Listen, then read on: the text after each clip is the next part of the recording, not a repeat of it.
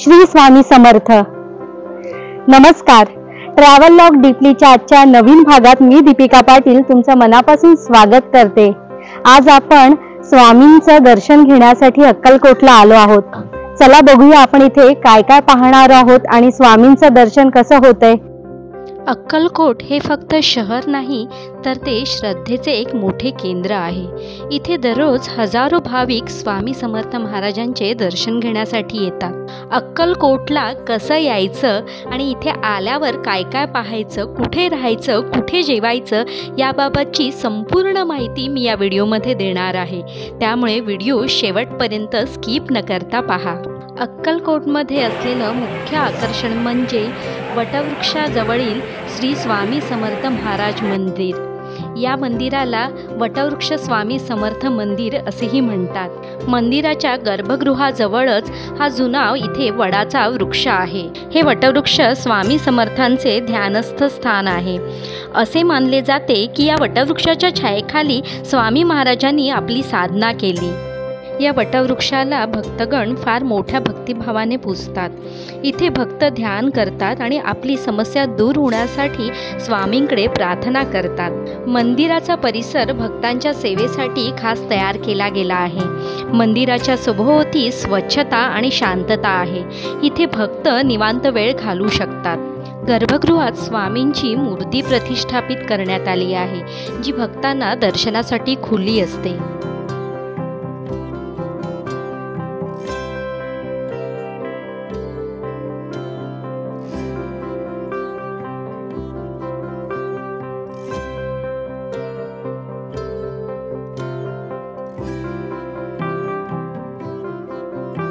आत्ता आपण जाणार आहोत अक्कलकोट वटवृक्ष मंदिरापासून 15 मिनिटाच्या अंतरावर असलेल्या स्वामींच्या समाधी मठात. स्वामींचे परमभक्त चोळप्पा महाराज यांची इच्छा होती की समर्थांचे चिरंतर वास्तव्य आपल्या घरीच असावे. अशा धर्मभोळेपणातून स्वामी समर्थ असतानाच एके दिवशी चोळप्पा महाराजांनी आपल्या घराच्या अंगणात समाधी खोदव्यास घेतली.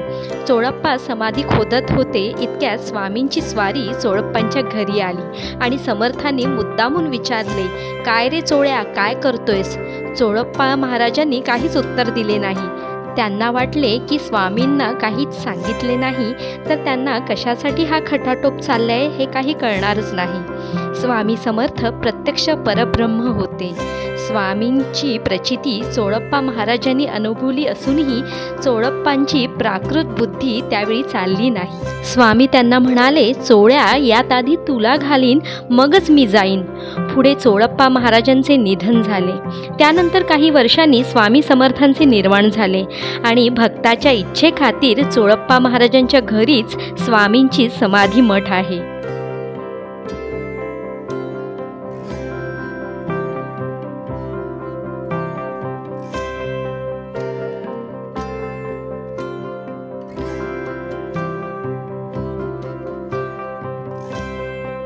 समाधी मठ मंदिरात बसण्यासाठी आणि ध्यान करण्यासाठी जागा आहे.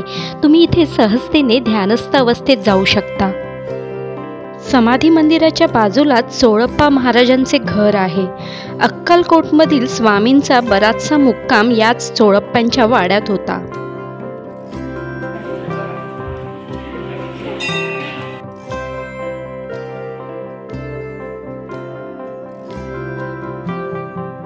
या वाड्यात ही जी विहीर आहे त्याला कुशावर्त तीर्थ म्हणतात. या पाण्याचे वैशिष्ट्य म्हणजे ही विहीर कधीच आटत नाही. यातील पाणी खूप चविष्ट आणि स्वच्छ आहे.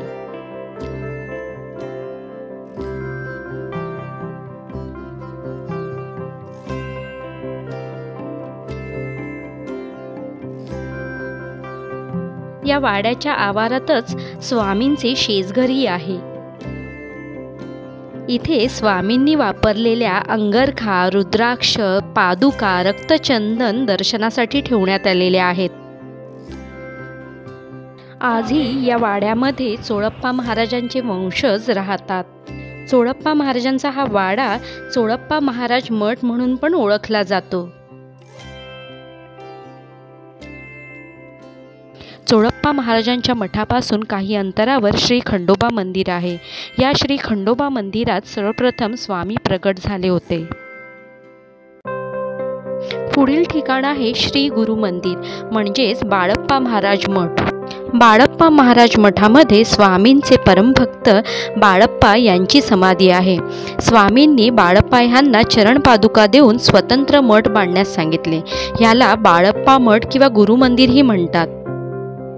श्री गुरु मंदिरात गाभाऱ्यामध्ये पूज्य सद्गुरू श्री बाळप्पा महाराज यांची समाधी व श्री स्वामी समर्थ महाराज यांच्या चिन्मय पादुका आहेत.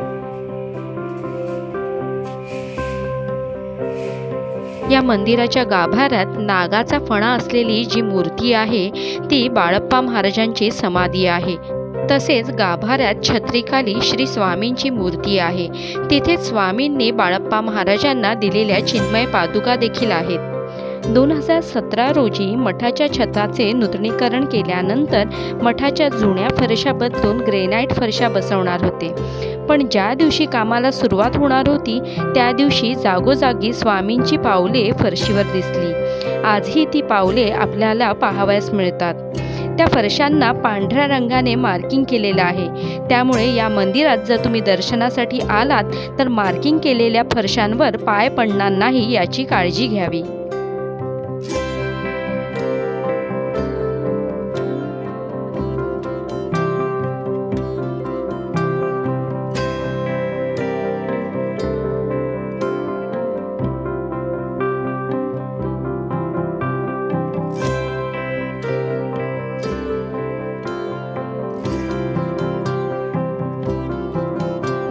अक्कलकोटला जाण्यासाठी आपण विविध मार्गाचा उपयोग करू शकतो. जर तुम्ही रेल्वेने अक्कलकोटला येणार असाल तर सोलापूर रेल्वे स्टेशन 40-45 किलोमीटर अंतरावर आहे. सोलापूर हे प्रमुख रेल्वे जंक्शन आहे. देशातील बहुतेक मोठ्या शहरांमधून इथे गाड्या उपलब्ध आहेत. सोलापूर रेल्वे स्थानकावरून अक्कलकोटसाठी बस, टॅक्सी किंवा स्थानिक वाहन जसे की रिक्षा सहज उपलब्ध आहेत.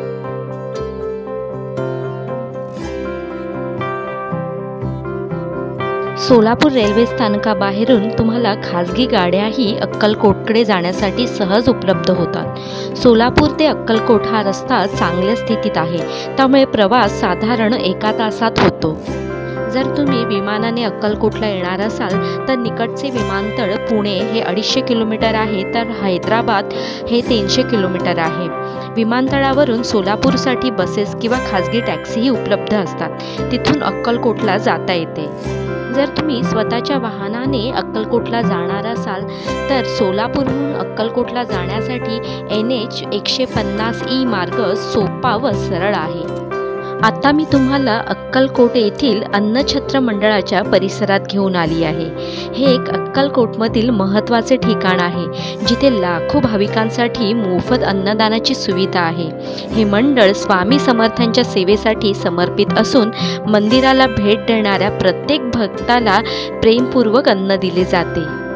इथे येणारे दररोज हजारो ते लाखो भाविक इथल्या स्वच्छ वातावरणात भोजनाचा आस्वाद घेतात. या अन्नछत्रामध्ये सेवा देण्यासाठी भाविक स्वयंसेवक म्हणून सहभागीही होऊ शकतात. इथे येणारे अनेक जण श्रमदान, आर्थिक मदत किंवा अन्नधान्याच्या स्वरूपात योगदान देतात.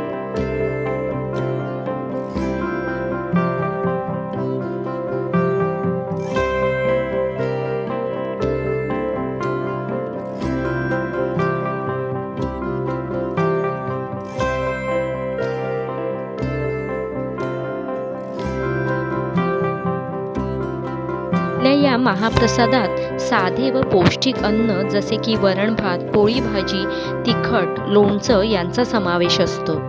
उत्सव किंवा विशेष प्रसंगी इथल्या या भोजनात विविधता असते. हे अन्नछत्र दुपारी 12 ते 3 आणि रात्री 9 ते 11 या वेळेत सुरू असते. श्री स्वामी समर्थ अन्नछत्र मंडळामार्फत इथे यात्रीभुवन अक्कलकोट हा भक्तनिवासही चालवण्यात येतो. यात्रीभुवन अक्कलकोट इथे एकूण 106 रूम असून त्यापैकी 18 रूम या AC आहेत. या इथे 900 रुपयापासून रूम उपलब्ध असतात. सर्व रूम स्वच्छ असून इथे पार्किंग, सिक्युरिटी आणि आंघोळीसाठी गरम पाण्याची सोय देखील आहे. यात्री भुवन अक्कलकोट इथे कुठल्याही प्रकारचे ऑनलाईन वेबसाईटद्वारे बुकिंग घेतले जात नाही असे आवाहन अन्नछत्र मंडळातर्फे करण्यात आलेले आहे। इथे प्रथम येणाऱ्यास प्राधान्य तत्वावर रूम दिल्या जातात। याची सर्व स्वामी भक्तांनी नोंद घ्यावी आणि कुठल्याही ऑनलाईन फसवेगिरीला बळी पडू नये। या व्हिडिओमध्ये सांगण्यात आलेली माहिती अक्कलकोटला जाणाऱ्या सर्व स्वामी भक्तांना नक्कीच उपयोगी पडेल। आपण जर अक्कलकोटला जाऊन आला असाल तर आपला अनुभव मला कमेंटमध्ये नक्की कळवा। व्हिडिओ आवडल्यास व्हिडिओला लाईक करा, जास्तीत जास्त लोकांपर्यंत हा व्हिडिओ शेअर करा आणि जर चॅनेल सबस्क्राईब केलं नसेल तर चॅनेलही सबस्क्राईब करा। पुढच्या व्हिडिओमध्ये मी अशीच छान छान नवीन ठिकाणं घेऊन भेटेन। तोपर्यंत श्री स्वामी समर्थ।